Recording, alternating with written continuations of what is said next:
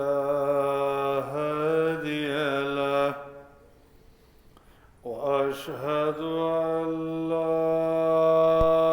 إله إلا الله وحده لا شريك له وأشهد أن محمدًا عبده ورسوله يا أيها الذين آمنوا اتقوا الله حق تقاته ولا تموتن إلا وأنتم مسلمون يا أيها الناس اتقوا ربكم الذي خلقكم من نفس واحدة وخلق منها زوجها وبث منهما رجالا كثيرا ونساء واتقوا الله الذي تساءلون به والأرحام إن الله كان عليكم رقيبا يا أيها الذين آمنوا اتقوا الله وقولوا قولا سديدا يصلح لكم أعمالكم ويغفر لكم ذنوبكم ومن يطع الله ورسوله فقد فاز فوزا عظيما أما بعد فأعوذ بالله السميع العليم من الشيطان الرجيم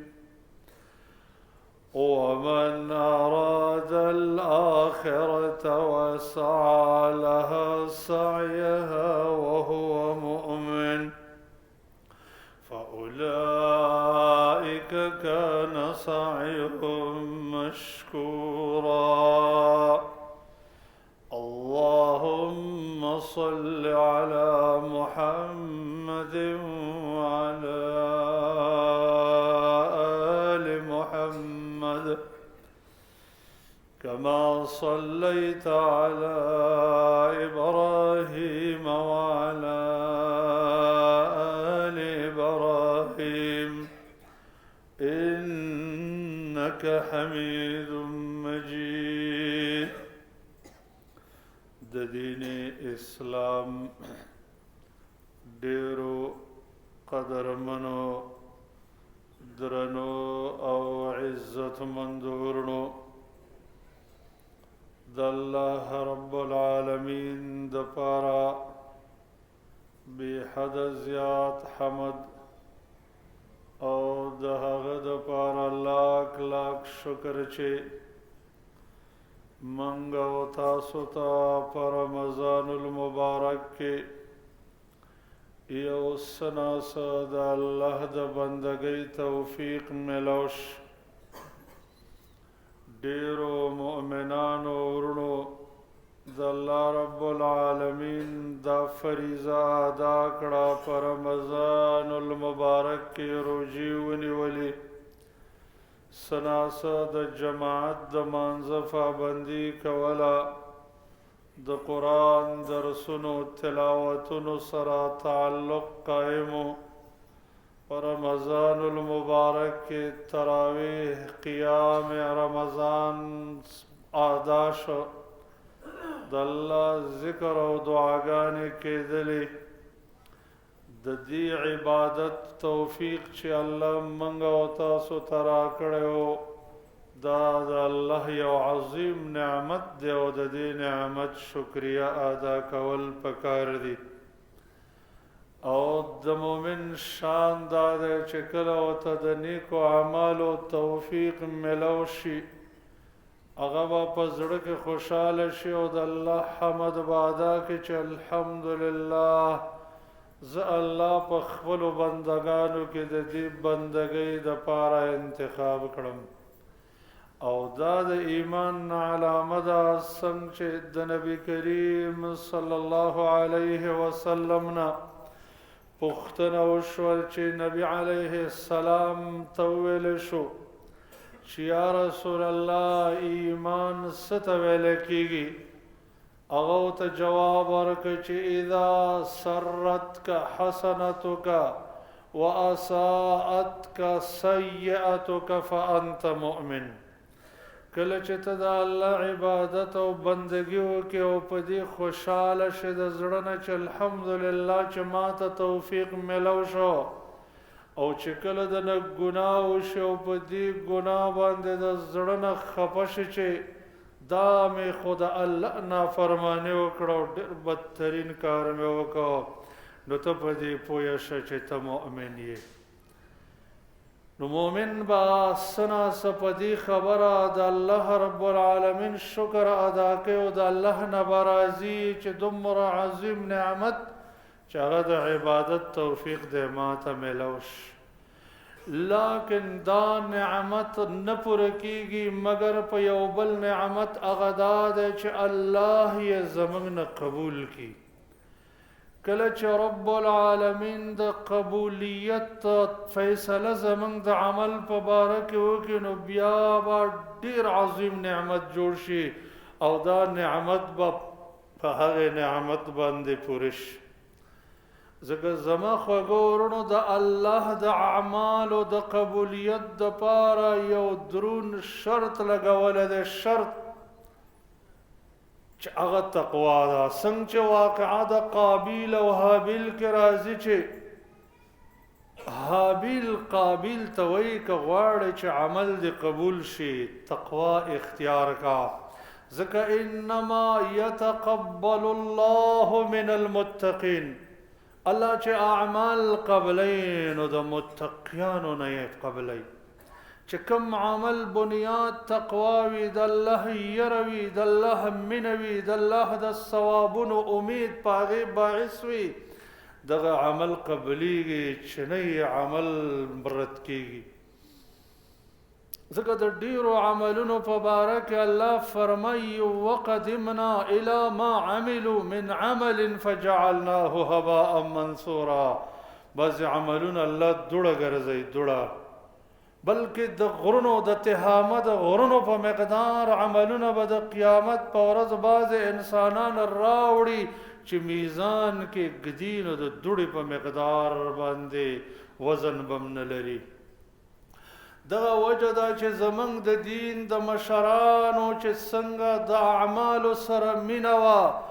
داسې اهتمام به د دین کوو چې یا الله دا عمل اوس قبول کا. د صحابه کرامو په باره کې راځي کانو لقبول العمل اشد اهتماما من العمل.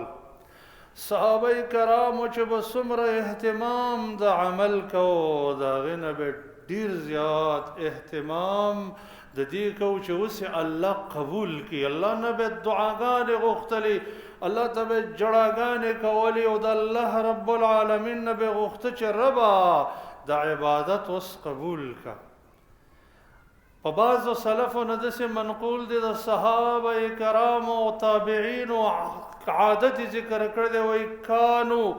یجتهدون فی العباده فلما انتهوا وقع علیهم الهم. هغوی به د الله بندګۍ کې ډېر کوشش وکړه، کله چې به عبادت اخر ته ورسېده په هغوی به بیا پریشاني راغله چې یا الله موږ خو وکړو خو ستا په وړاندې به مقبول وي او که نه مردود به وي.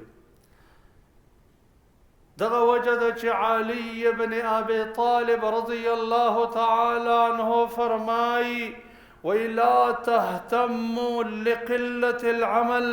واهتموا لقبول العمل فإن الله عز وجل يقول إنما يتقبل الله من المتقين.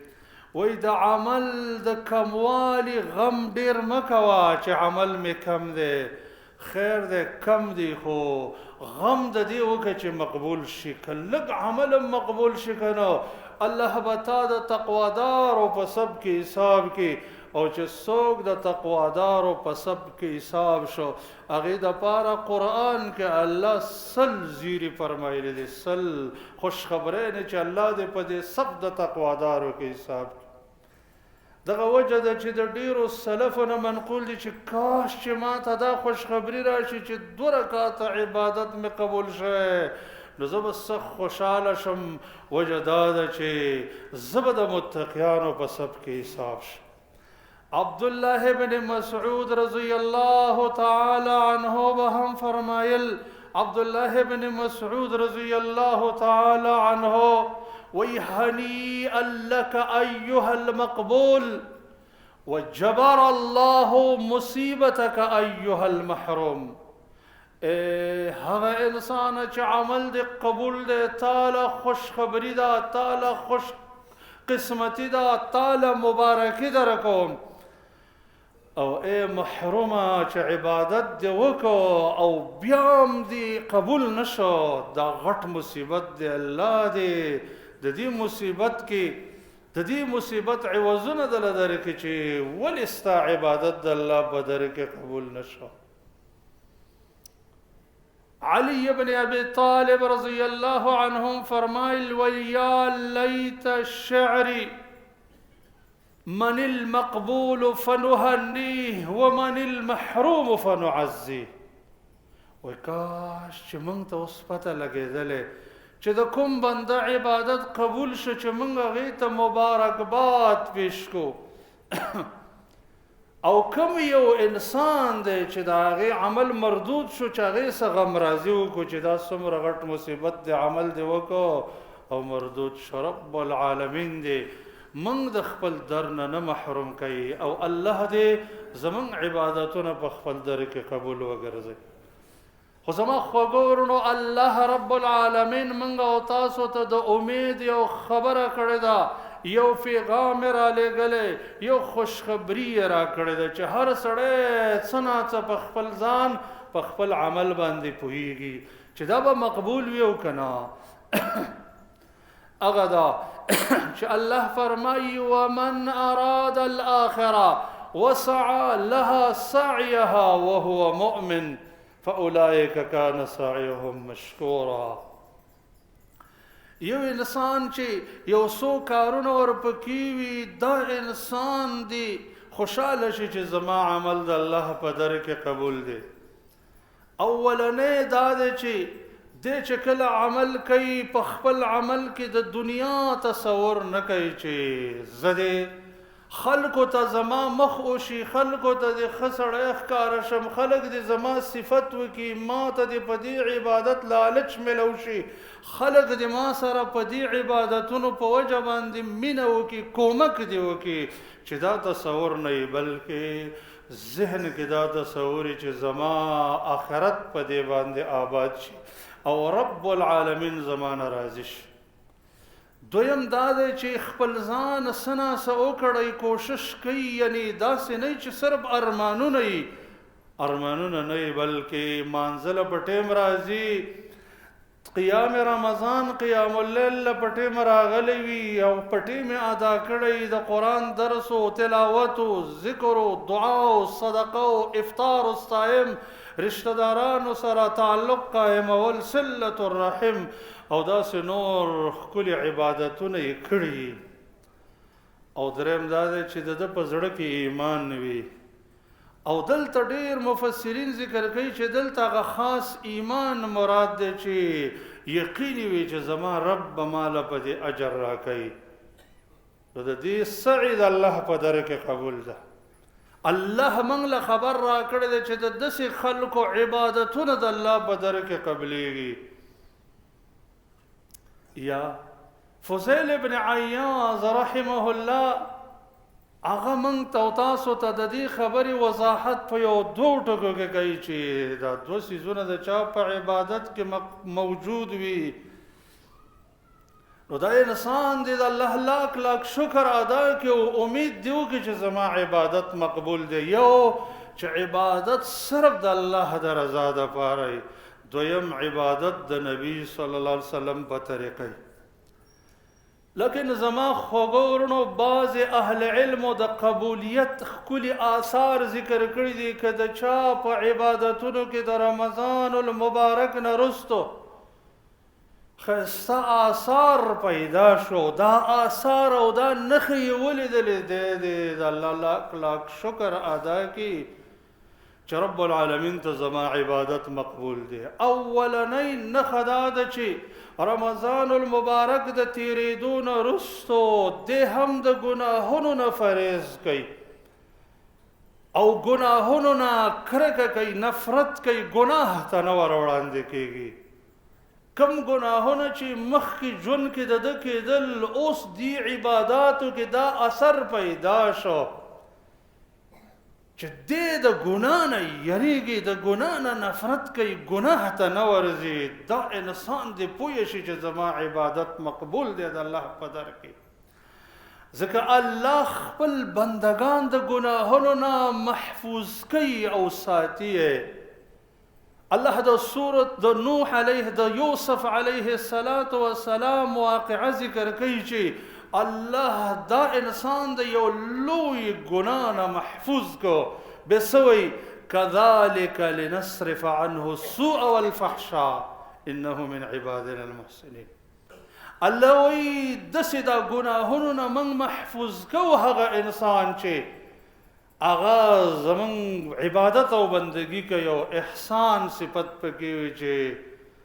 د الله د مخلوق سره احسان کوي او د الله عبادت په ښایسته طریقې کوي. دیو جن یحیی بن معاذ الرازی رحمه الله فرمایي وی من استغفر وقلبه على الذنب معقود ويريد بعد الشهر أن إلى الذنب يعود فهو مردود وباب القبول عنه مسدود. ويسوق چې په ژبه استغفار ادا کوي او د الله عبادتونه او بندګیانې کوي او زړه کې دا اراده وي چې دا ګناه کوم، زړه دې ګناه پسې غوټوي او دا وي چې دا میاشت تېره شي بیا به ګناهونه کومه، نو دا دې پوه شي چې د ده عمل د قبولیت نه مردود دی او د قبولیت دروازه د دې په وړاندې تړلې شوې ده. ځکه الله رب العالمین په نیکو اعمالو کې دا اثر اچولی دی چې دا د الله سره تعلق دی. کم بنده چې د الله سره تعلق شي الله یې د ګناهونو نه محفوظ کوي او الله د ګناهونو نه د هغې حفاظت کوي، غیبي ساتي. نو چې کله یو انسان مخکې ډېر ګناهونه کول او رمضان المبارک تیر شو دې کې عبادتونه وکړه، هغه عبادت ده کې دا اثر پیدا کړه چې مخکې مې دروغ ویله نو اوس دروغو ته نه ورنږدې کېږم، مخکې مې غیبت که اوس غیبت پرېږدم، مخکې مې دوکه کوله اوس دوکه پرېږدم، مخکې مې په تجارت کې د حرامو ډېره پروا نه ساتله اوس مکمل پرهیز کوم، مخکې مې رشته دارانو سره رشته داري پرې کړې وه اوس یې قایموم او داسې نور ښکلي عبادتونه. ګناهونو نه ځان ساته او عبادت طرف ته توجه شوه. نو دا انسان دې د الله نه لاک لاک شکر ادا کړي چې زما عبادت د الله په در کې قبول دی، ځکه داسې ښکلې نښه یې ما ولیدله.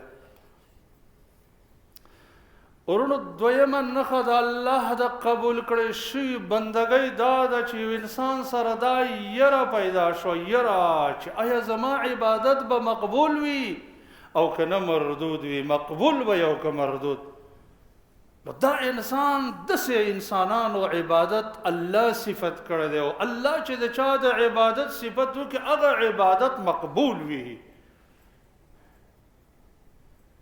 قرآن عظیم الشان کې الله د داسې بندگانو صفت کوي، فرمایي والذین یؤتون ما اتوا وقلوبهم وجله. د الله بندگان هغه دي چې هغوی د الله په نوم باندې ورکړه کوي، عباداتو ته راځي، ښکلې بندګیانې کوي او بیا یې زړه یریږي. عائشه رضی الله عنها د نبی کریم صلی الله علیه وسلم نه پوښتنه وکړه چې یا رسول الله دا هغه خلک دي چې هغوی شراب څښي او ناروا ګناهونه کوي ځکه یریږي. نبی کریم صلی الله علیه وسلم ورته وفرمیل نه، دا خلک هغه دي چې هم الذین یصلون ویصومون ویتصدقون ویخافون الله یتقبل منهم. دا خلک دي چې دوی منځونه هم کوي، روژې هم نیسي، صدقې هم ورکوي او یریږي چې قبول به شي او که قبول به نه وي. نو په دې وجه باندې الله د دې بندګانو صفت کړی دی چې زړه کې دې دا یره وه چې الله ما خو وکړه، دې عبادت ته مغرور نه دی بلکې دا عبادت چې دی دا یره اوسه پیدا شو چې الله قبول به یو که قبول به نه وي. دا انسان دې خوشحاله شي چې زما عبادت د رب په وړاندې قبول دی. دریم زما خوږو او عزتمند ورونو، کله چې انسان ته د عبادت نه وروستو د عبادت د قبولیت د دعا توفیق میلاو شي، چې عبادات یې وکړل رمضان المبارک کې ټوله زندګۍ کې، او وروستو ورته دا توفیق میلاو شي چې دعا کوي چې یا الله دا عبادتونه اوس قبول کړي په خپل در کې، او د الله نه دعا غواړي او د الله نه امید لري چې دا عبادت به الله قبلوي او د هغې دپاره دعا غواړي. نو دا امید دی چې دا عبادت به د الله په در کې قبول وي. ځکه موږ ته الله رب العالمین د یو جلیل القدر پیغمبر تذکره کوي چې هغه د انبیاو پلار دی، هغه یو ښکلی بهترین عمل کوي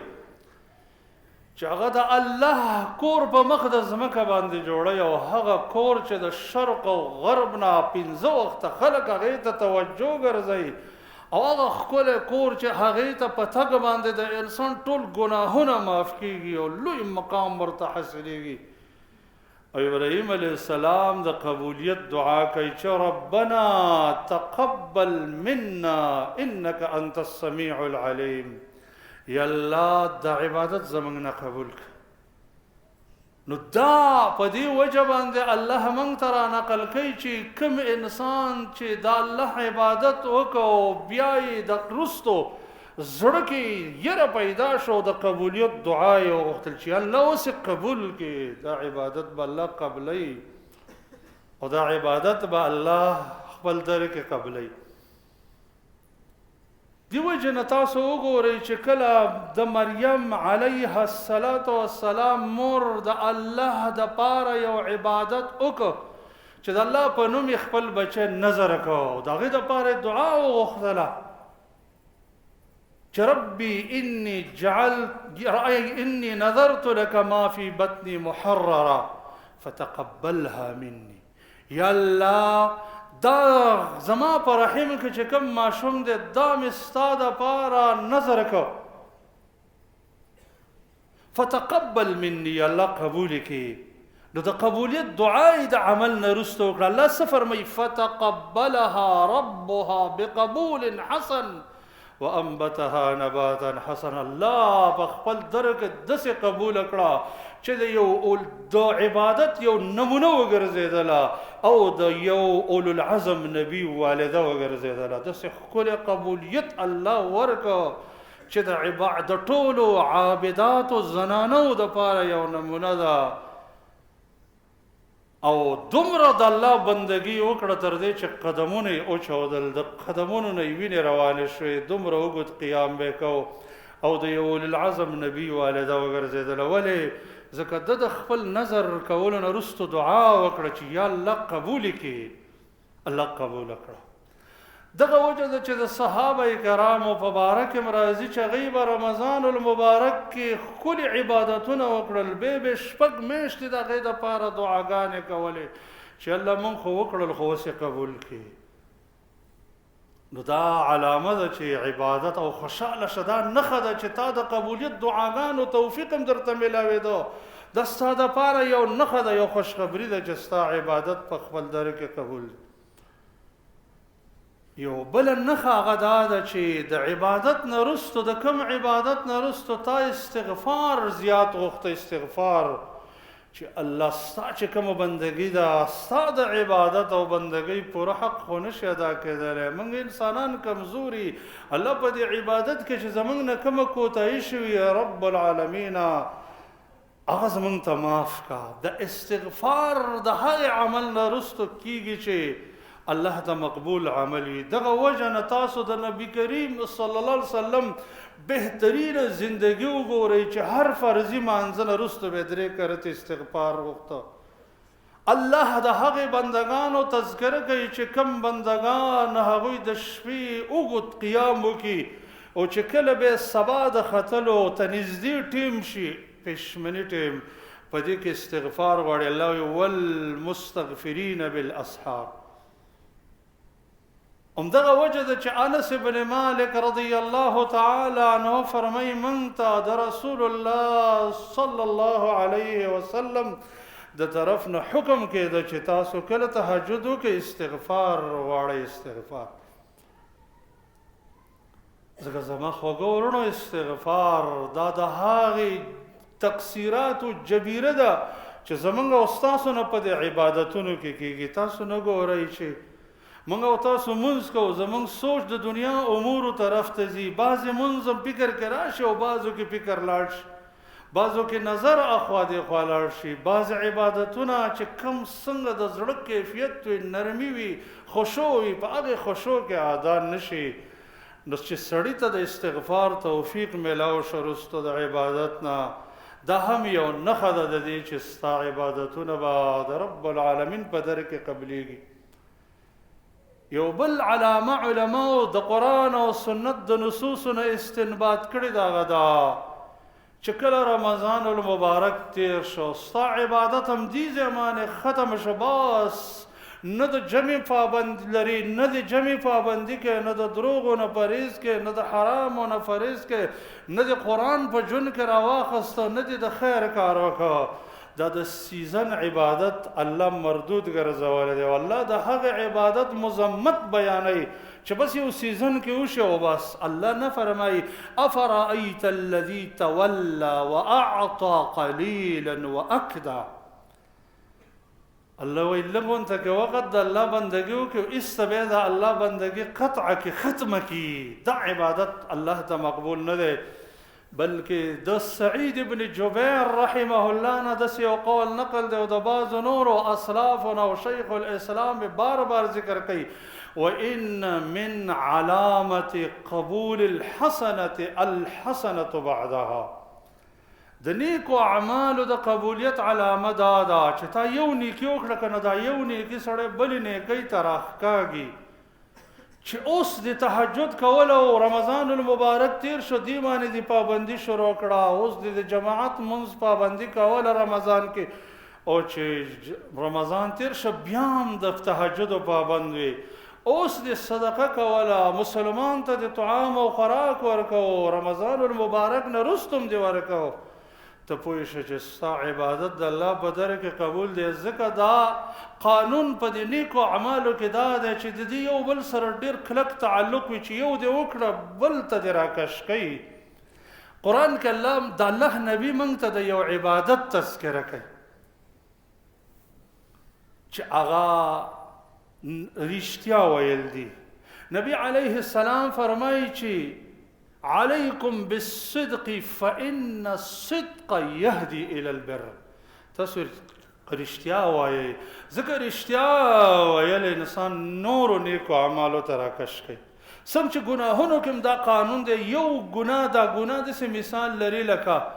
د بحر چپې د سیلاب چپې یوه چپه دې بل تار ته یو بله دې بل تار ته تر دې چې په دې بحر کې ډوب شي ډوب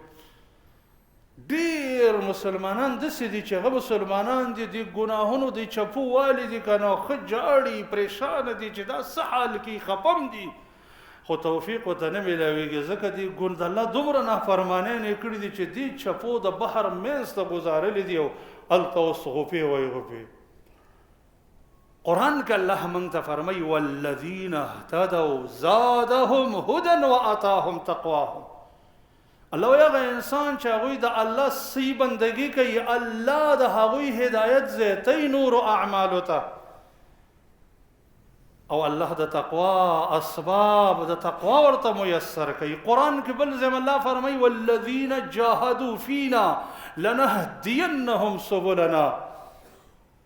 الله وی هغه انسان چې زمونږ د رضا دپاره ځان کړی موږ ورته د خپل طاعت لارې ښیو. سهل بن عبد الله التستوري رحمه الله فرمایي لنهدینهم سبل طاعتنا. کم کسان چې د الله رب العالمین په لاره کې مجاهده کوي الله د نور عبادتونو لارې ورته ورښیي. قرآن کې الله فرمایي فاما من اعطى واتقى وصدق بالحسنى فسنيسره لليسرى. الله وی هغه انسان چې د الله په نوم باندې مال ورکوي تقوا کوي او د توحید په کلمه باندې تصدیق کوي الله وی موږ د جنت لارې هغه ته اسانو. بنا پر یو تفسیر یسرا نوم د جنت. الله وی موږ اسانۍ طرف ته اسانه لار د جنت چې او ته اسانو یعنی د نیکو اعمالو توفیق ورته میلاویږي. نو زما قدرمنو عزتمندو ورونو خپلو عباداتو ته ډیر مه مغروره کیږئ بلکې دا عبادت د الله احسان وګڼئ په ځان چې الله دومره بندگانو ستا چې هغوی قسم قسم ګناهونو کې مبتلا و تا د نیکو اعمالو توفیق نه ورکوو. رب په دومره دنیا کې په دومره عالم کې په دومره کلي او علاقه کې دې زه انتخاب کړم زه د انتخاب کړم جماعت مونځ مې په پابندۍ سره ادا کړ زه د انتخاب کړم تراویح تهجد مې وکړو زه د انتخاب کړم د قرآن حدیث درس او تدریس دپاره او د الله په خاصو بندگانو کې زه داخل شم. د ستا نعمت وي الله چې په ما دې کړی و الحمدلله د دې نعمت شکریه ادا کوم او الله دا نعمت راله ډېر کړي او بار بار استغفار غواړئ که چېرته کومه غلطه اراده وسوسه شیطان زموږ زړه ته راچولي او هغې د وجې نه زموږ د عمل مردود ګرځېدلی چې الله یې بېرته مقبول کړي د الله نه به بار بار استغفار چې داسې فکر داسې وسوسه داسې عجب زموږ زړه کې راغلی نه وي چې الله زموږ نه ناراضه شوی او د عملونه راله مردود نه کړي او آینده کې به هم د ګناهونو نه ځان ساتو ځکه ګناهونه چې دی دا رب ناراضه کوي او چې رب ناراضه شو د عملونه د الله په در کې قبلیږي نه. رب العالمین دې زموږ او ستاسو عبادتونه په خپل در کې قبول وګرځوي او الله جل جلاله دې د مزید عباداتو توفیق راکړي الله د ګناهونو نه محفوظ کړي او د نیکو اعمالو توفیق راکړي او د ټولو مؤمنانو په رمضان المبارک کې او په ټوله زندګۍ کې چې کوم اعمال دي الله په خپل رحم په خپل در کې مقبول وګرځي. اقول قولي هذا استغفر الله لي ولكم ولسائر المسلمين.